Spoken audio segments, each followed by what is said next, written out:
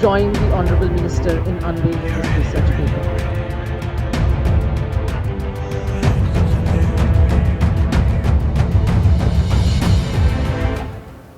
Those who know me a bit and those who see me on TV or on YouTube, I don't have any speech writers and I don't normally prepare that much, so I come and speak what comes to my mind.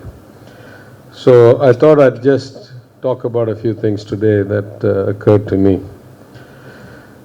In fact, one of the kind of bylines of my life is that I have been successful doing things which I thought were not my forte, and I have not been able to do a lot in my forte.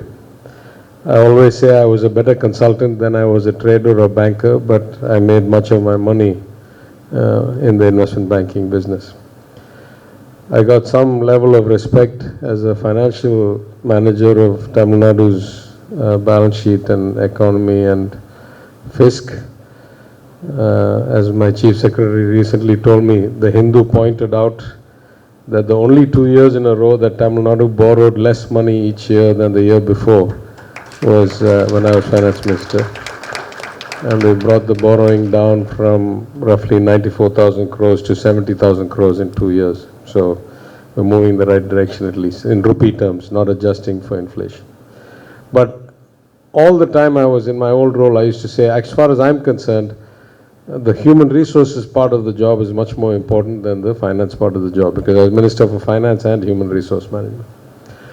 And sadly, I was not able to implement the kinds of changes. I set up a Human Resource Advisory Committee. Much of the changes I already knew what I wanted to do, but in government, it's much better to have a committee recommend it to you than kind of make it your own idea. But by the time the committee's report came, I was not in the seat anymore. I'll just say that structurally we have a problem. When I was a first-time MLA, the average vacancy rate in most governments across India, across all parties, this is not a political statement, was roughly 30 to 35% sanctioned jobs to actually fill jobs. Now that number has crept above 40% in almost every state and the union government. So there's something profoundly wrong with the way we staff and run government, from recruiting to training to promotion to evaluation to everything else. Maybe someday somebody else fixes it, it's not my portfolio. But the reason I bring it up is that I completely agree that how you manage human resources, how you select, how you train, how you qualify and continuously improve and validate and incentive align, and how you get the people in the right direction, the right people with the right skills in the right direction, by far determines outcomes, right? Outcomes don't get fixed by magic wands. You do the process right with the right people and you get good outcomes. In that sense, this is a very interesting topic, because as Dr. Augustus said, the future is now. I mean, things are evolving all the time. The future of work is already upon us. Just like I often say, the era of Indian human capital driving the global economy is already upon us. People say it's coming, it's already upon us. But this idea of how we think of work has actually been one of the profound drivers of the evolution of many things, including primarily technology. If you look at one of the seminal books that drove a lot of the computing revolution, it was by a gentleman called Vannevar Bush, who was successful industrialist, successful professor, brilliant inventor, and the main reason the US created the National Science Foundation. And back in the late 30s, early 40s sometime, he published a book called As We May Think, which many see as the precursor of kind of at least the revolution of computers taking over office work and making the white-collar jobs and office jobs more technology supported. And the idea was that machines should be able to do some of the things that we do, and maybe do it better than us, because they have infinite memory and they can process very cheaply. In my own time, my PhD dissertation was entitled Individual Differences in Cognition and the Implications for Computer Interface Design. And this was the era that we were all thinking about how, computers were going to become ubiquitous. The first Apple Mac had come out. I think the first version of Microsoft Windows away from DOS had come. The nature of computing was changing. And so this was a timely topic at the time, late 80s, early 90s. But at the time, one of the pioneering institutions in the world who was creating what would later be the graphical user interface, the PostScript and Adobe, document format, the notion of laser printing, why even the mouse was an institution called Xerox PARC. It was funded by the Xerox Corporation, and it was called the Palo Alto Research Center. That's an interesting story that you should read about sometime, because it talks about both human nature, that you don't want to make the same mistake twice. Xerox had been founded by people who realized how blinkered Kodak was because it was making money on one product, it couldn't see the future. And then Xerox ended up doing the same thing, despite setting up PARC, despite being the great innovator, never commercialized any of it, spawned a revolution. And then Xerox filed bankruptcy many years later. But a different story for a different day. But what is amazing about PARC, the reason PARC was set up, the one-line kind of motivation was envision the future office and how we can be relevant to it. Because what was Xerox? It was basically replacement of cyclostyling. It was photocopying. And so they realized that the future would keep changing. And so the motivation to set up this research center was simply to say, how will work change? How will white-collar work or office work change? And what are the technologies and what are the kind of products that will facilitate this? And how can we as a corporation benefit from making those and continuing to stay relevant? So this notion of how work is going to change is actually central to a lot of the research, certainly much of the evolution of technology. And in this particular case, this future of work, which is really how is work changing today and where is it likely to go, I think many brilliant concepts have already been stated here by the Vice Chancellor, by Dr. Augustus. But I want to just say a few things, and more to be kind of, what can I say, supportive of 𝗙𝗵 and of my team. I'll touch on the topics they gave me in their briefing note. One about how the government of Tamil Nadu is improving its application of technology in the workforce. I think we are changing to an e-office system that's been ongoing for a while. You may have seen all the 𝗙𝗵 centers, that's not listed on this. But we're trying to move both government functioning and citizen-to-government interaction more and more online. And for the few people who can't access it online, to send the government to the people rather than have the people come to the government. So door delivery, whether it's 𝗙𝗵𝗶𝗹 or, at-home validation of digital life certificate for pension continuity, stuff like that. But we focus a lot also on skilling. We have the Non-Mudhalan scheme, we have the Tamil Nadu Skill Development Corporation. We work with a lot of entities. In my own department, the ICT Academy, which is the biggest and most impactful government-run training entity in the IT space, has offices in 10 states, though it's a Tamil Nadu company. And of course, the nature of work is changing by many variables. My own team has talked about how digital access and digital inclusion is vital, how changes in kind of socio-political and geopolitical frameworks, especially after every election. We see radical changes in governments, not just in India, but in other places. In the US, for example, how climate change and the green transition is changing the nature of work, how demographic shifts are changing the nature of work and where it's being done, and how kind of the breakdown of 2 or 3 decades of continuous global integration into the economy now being fragmented through the threat and the implementation of tariffs and the breakdown of agreements is going to change the nature of work. I agree with all of that. But that's in the public domain. But the few things I thought, just as kind of foundational points that maybe I could make here. The future of work, the first question is who's going to be doing the work? And I think it is very clear that we are now in the era of Indian human capital that is going to drive the global economy. Now I can say that at a macro level and say that for the next 20 years, the percentage of young people joining the workforce, the working age, I'm not even talking about the workforce, the working age population of the world is going to be more like 1 in 4 in the world is going to be Indian, even though the population is only about 1 in 6 in the world today is Indian.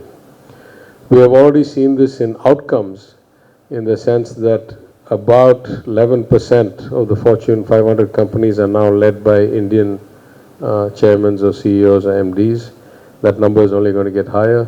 And even in administrations like that of President Trump in the United States, our SRM alumni are on the advisory for things like AI. So India in general is going to be a vital component of the evolution of the global economy, of its workforce, and particularly places like Tamil Nadu, where we've had the great luxury of a century of educational inclusion and probably 30, 40 years of great expansion. I often give the statistic, when I graduated from 𝗙𝗵𝗔𝗱, the state of Tamil Nadu had 8 or 9 engineering colleges and produced about 4,000 engineers a year, of which about 3,000 of us promptly left the country and went off to some global place. Further studies, work, whatever. Now the state of Tamil Nadu produces probably closer to 2 lakh engineers a year and still ends up staffing the global talent needs of the tech industry, as well as those of Bangalore and Pune and Hyderabad and Noida and everywhere else. But the scale is so high that as India benefits, Tamil Nadu will benefit in a much, much more leveraged way. The second is, how will this work be done? And if you had asked me a few years ago, I would have said much more of it will be done by labor migration, as it is happening inside India today. A lot of cross-state migration. Places like Tamil Nadu, the extent of manual labor that has come from the north, from Bihar, from West Bengal, from the northeast is so high. COVID gave us a lot of data because we had to get all these cross-border permits and arrange trains and all that. We were able to see the massive numbers, literally millions of people in our state of roughly 75 to 80 million people.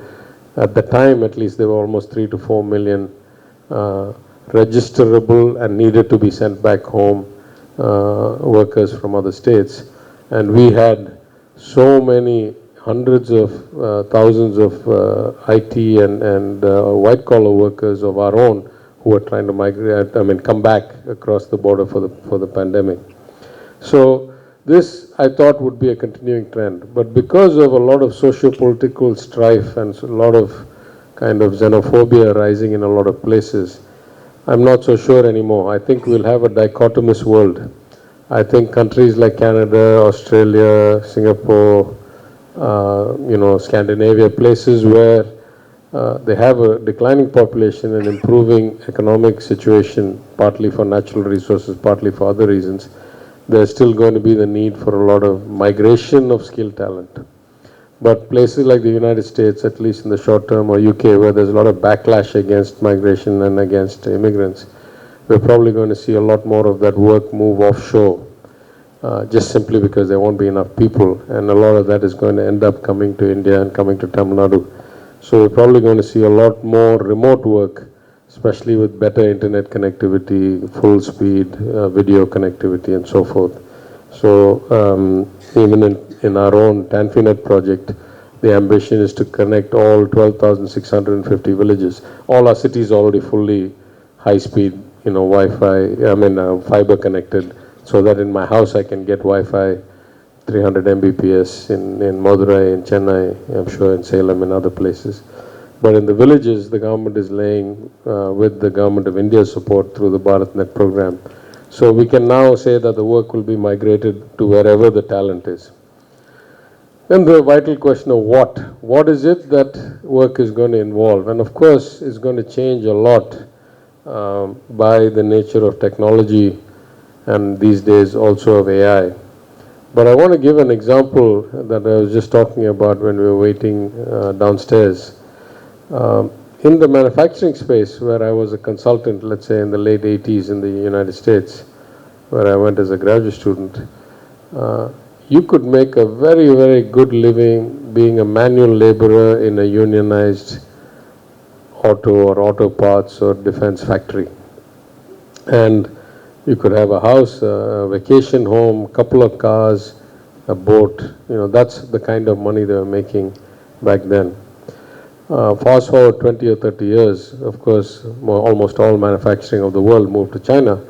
A lot of those jobs went away. But the jobs that remained, the nature has changed dramatically. If I go to an auto parts factory now, like I used to be a consultant for 10, 15 years, where there were 100 people back in the early 90s, there are probably 10 people now. The evolution of robotics, the functional ability of automating through robotics has profoundly changed the nature of work. It didn't happen overnight. It took time, but it happened. And so machines are going to do more and more of the things that relatively unskilled human beings could do. If you kind of project that to the AI revolution, it's going to take a long time. It's not as if lots and lots of jobs are going to disappear overnight. It's going to take probably 10 to 20 years before the full fruits of today's leading edge of AI are available to profit-seeking corporations or people serving governments. But that's more limitation of capital, of computing power, of innovation, of energy needs for data centers and computing. So it's more input constraint. It is the leading edge is already quite advanced, but to make the leading edge actually universally accessible is probably going to take a couple of decades. But what is going to happen is that, as the chairperson said, nature of jobs is going to change. So if you don't keep changing, you're probably going to become unemployed, number one. Number two, I think in some ways it's a profound shift. And I think the best explanation I heard of this was last year's Davos summit. Jensen Huang, the CEO of NVIDIA, was in a fireside chat. And the moderator asked him, in the new era of AI and Gen AI and all these GPUs, and what is it that we should be teaching our children in terms of the new approach to computer science? And he said, actually, the whole point of this revolution is that the computers program themselves. The job of the human is no longer to program the computer. The job of the human is to understand the basic science, the philosophy, the logic, the law, and basically be good at biology or chemistry or whatever, some other natural field where you gain in-depth knowledge. The machine will write its own code, but you have to be actually on the leading edge of the knowledge, because it only does kind of pattern recognition solution within the set of things it's trained to do, and maybe a little bit further. So, in continuation of that, I had a conversation about 10 days ago with the Vice President of Engineering at OpenAI, arguably one of the most advanced AI firms. He happens to be Tamil, happens to be from Chennai, across the street from my house. We were supposed to meet last year, something came up, we didn't meet. So when he came this time, we spoke. And he was talking about the need to get these machines, the amount of information that is needed for them to become generative. That is, you have to parse the data, you have to annotate it, you have to tag it, you have to break down the visual patterns into little blocks, like teaching a kindergarten kid, before these machines can actually then do on top of that processing. So he said the amount of work needed to do that is going to be so high, and the kind of work needed to do that is changing every 2-3 months, because the ability of the machine to parse or take annotated data is also changing all the time. So literally the skill set is changing. If you want to be in that space, if you want to be in the AI facilitation, machine supporting, machine learning supporting space, that skill set is not changing once every 5 years or 10 years, it's changing every few months. So that's the speed at which kind of the leading edge of skilling is changing for AI. But again, that's a transitory phase. At some point, that will not be needed anymore. In like 5 or 10 or 15 years, these machines will have gotten enough raw data input with enough annotation and augmentation and tagging and pattern recognition that they will do the rest after that by themselves. And you'll have to keep moving to the next level of what the human brain does. And I think all these are profound trends underway right now. So in that sense, this is a very timely summit. ASSOCHAM, as the apex body of many chambers of commerce, I think is the right place to have this discussion. I believe that all of you in your respective groups, companies, associations, as people representing the kind of HR and HR management vertical are going to be vital players in this transition. I wish you all a productive and thought-provoking and insightful day. I thank you once again for inviting me, and all the best. I now invite Professor 𝗙𝗵 𝗪𝗀, Vice Chancellor, SRM Institute, to deliver the keynote address, please. A very warm welcome to the crucial Future of Work Summit 2025. It's a privilege to address such an elite gathering on a topic that is not just relevant but critical to India's continued growth and prosperity. The world is changing at an unprecedented pace. Technology, globalization, and evolving social expectations are converging to reshape the very fabric of work that we know it. This transformation, while presenting immense opportunities, also poses challenges. As we stand on the cusp of 2025, it is imperative that we as educators, industry leaders, and policymakers proactively navigate these evolving workforce landscapes, which was again highlighted by Dr. Augustus. According to NASSCOM report, India's IT BPM sector alone is projected to add millions of jobs in the coming years, but a significant skills gap persists.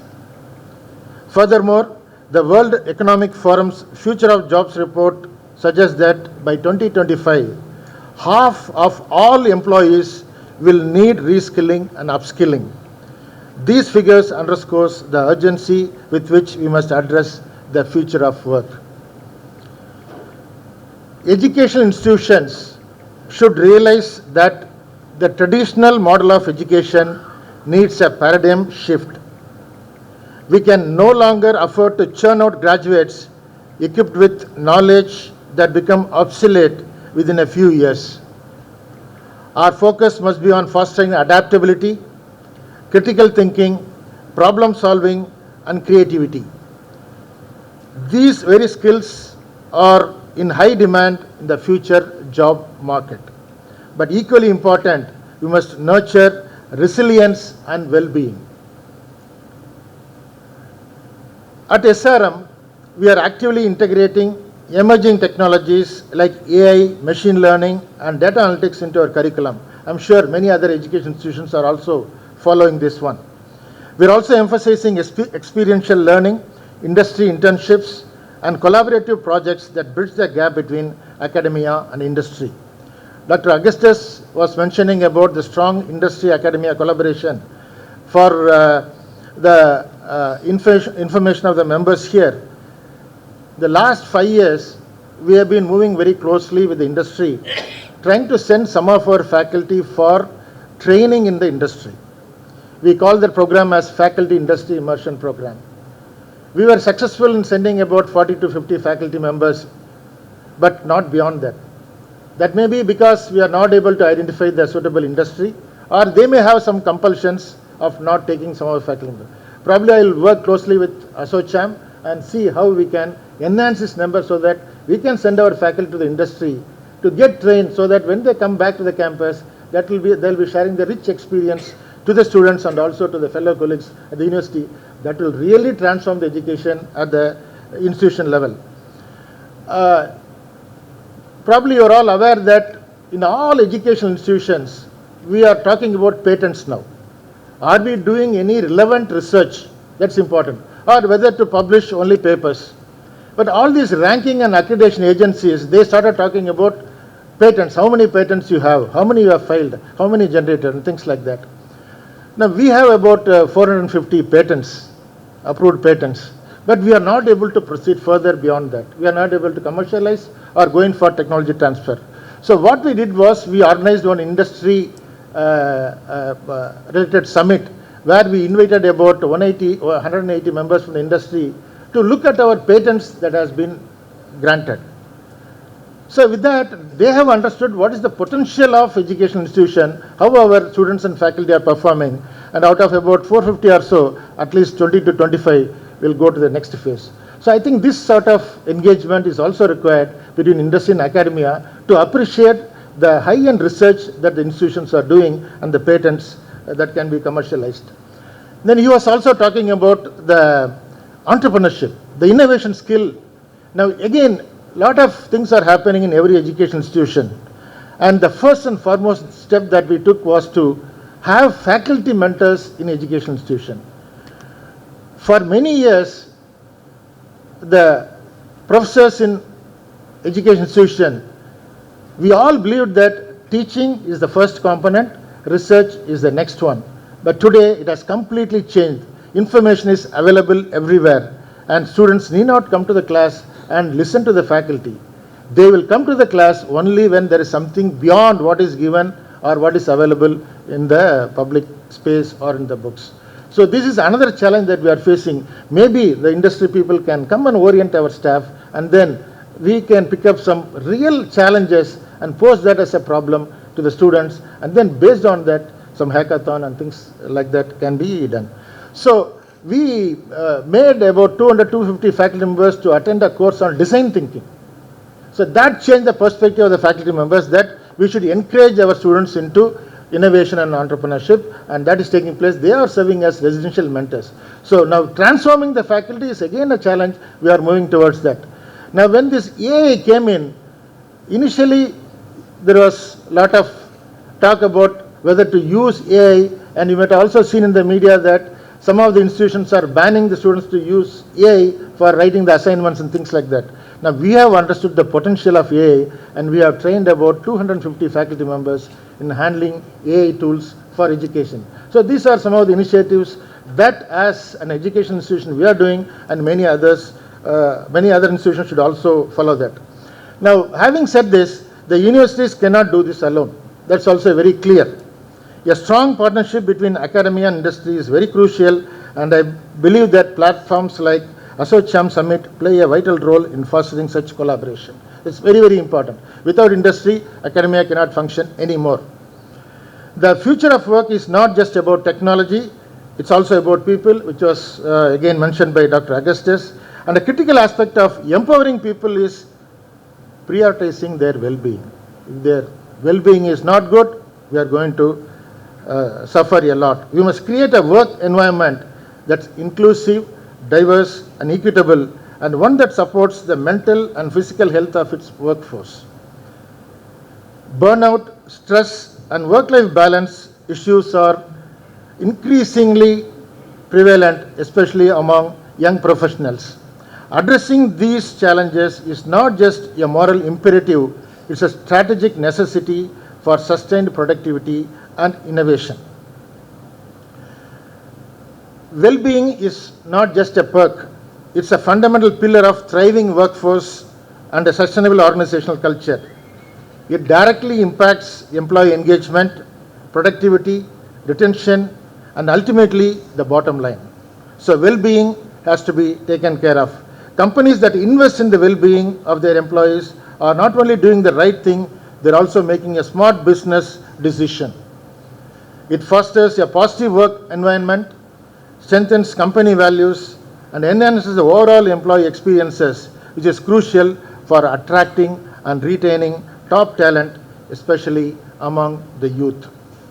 As we move forward, I believe that a multi-pronged approach is very essential. First, we need to invest heavily on education and skills development. Second, we need to foster innovation and entrepreneurship. Third, we need to create a regulatory environment that supports growth and job creation. Fourth, we need to promote a culture of collaboration and partnership among all stakeholders. And fifth, we must prioritize well-being as a core value in the future of work.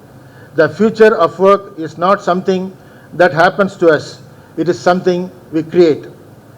By working together, prioritizing well-being and fostering a culture of care, we can ensure that India's workforce is prepared to thrive in the 21st century. Let us embrace the challenges and opportunities that lie ahead, and let us build a future of work that is prosperous, inclusive, and healthy. Thank you so much. I now invite Dr. Augustus Azaria, ASSOCHAM's Southern Region HR Committee and APMEA Regional Director, ELR, Kyndryl India, to give the theme address, please. It talks about the evolving world of work, and we call it the Future of Work Summit. But I'd like to retitle it and say we are in the now of work. The future is already upon us. We're in the now of work. And as I speak, we are talking in the backdrop of two wars. We're talking about economic uncertainty. We're facing the economic uncertainty in our businesses, socio-political impacts that are impacting a lot of our programs, policies, some of you in corporate as well as in government. And then AI is no more in its nascent stage. AI is now maturing into a technology that's going to touch each and every one of us, if not already being touched. And then we have the frontiers of space. Today, I see a lot of investments coming in the deep tech area. And just to take a point here is that today India is at a position where we have skills and talent to serve the world. But is that enough?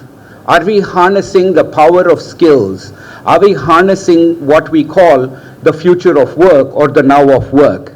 And therefore, my question this morning, which I'm going to talk to you about or reflect upon, is what is the core to our business?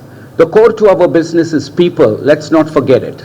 And unless we skill up our people and equip them with what the future of work is about, we are not going to succeed.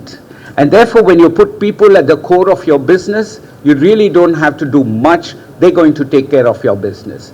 And why do I say this is because as we are even reading about ID&E policies across the world, and that's changing, I'm seeing a bit of a challenge in terms of my value system versus what is emerging, where the respect for the individual or where somebody's particular orientation, be it sexual or be it economic, is being questioned.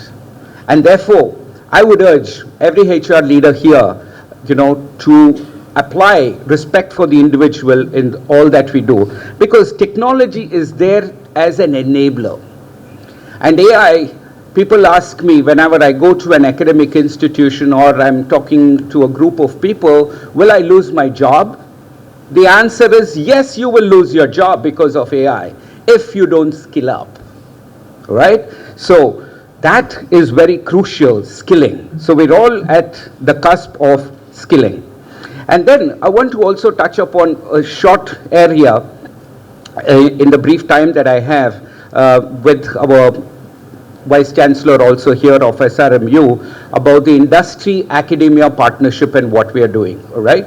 Now, industry-academia partnership, sir, you will agree that many times corporates have come and given you guest lectures. We've given you a syllabus, or we've invested in a lab or hardware and software. Is that enough? Has that helped get us a good quality of students? Because the other day I was speaking to a very senior leader in Bangalore, where I come from, and he was saying only 85% of people I can't hire who are coming from engineering colleges.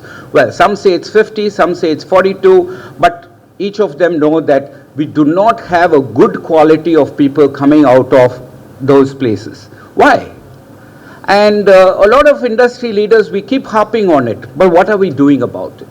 And what I have in mind, sir, to the Honorable Minister also here, sir, is for both academia, government and the industry to come together. We all need to have skin in the game, all right? And when I say skin in the game, it's not about going and doing a lecture out there. It's about making sure that 100 of your faculty go into the industry and get trained. 100 engineers from our organizations come into academic institutions. They set up your incubation labs, bring real-time projects, learn, and then go back, all right? And that's also a revenue stream for the institutes, you know, for them to have an incubation lab to do real-time projects and give it back to the industry. And again, sir, your endowments and things like that will grow. And that's what we are doing. And we did a pilot of this and it was very successful. And I truly hope that we can replicate the same in Tamil Nadu also. I'm going to very quickly close because of the short time. And what does all this mean for us, right? We say syllabus, industry specific, futuristic, and so on and so forth. And then I also spoke to you about deep tech and various other areas. But even for day-to-day vanilla skills, we are finding a challenge. And today, the growth of the industry is also limited because we don't have the right supply of talent. And we have to do, each one of us in this hall, along with those on the stage, to ensure that we increase the throughput. We increase the throughput, and like I said, we're going to all have a skin in the game and go beyond guest lectures, right? With that, I want to also appeal to the Minister, Honorable Minister here. Sir, with all these skills, every day I'm in meetings about skills, sir. And I think it's time for us to announce something called the skills emergency. And the skills emergency will put the challenge into corporates, into academia, into the government departments to ensure we come together and meet the skills emergency and have a roadmap of maybe 5 or 10 years. And then you see, are we going to hit that $7 trillion economy target in 2030? I don't know. But if this is the pace of growth and if this is the supply, we will be woefully short of that target. So each one of us has a great opportunity to fulfill that challenge that we have as a country, and needless to say, the youngest workforce. We all talk about the youngest workforce, but every day remember that youngest workforce is aging. So if you don't skill up, you intellectually die, okay? And therefore, with those dramatic words, I want to also end and let you know that through the day, you will be interacting with leaders from the industry, leaders from the government, leaders from the National Skills Development Corporation, banking, finance, and various other talent organizations. And I think this will be a great crucible for us to come forward to plans of action and take it to execution in our organizations. Thank you very much. Jai Hind.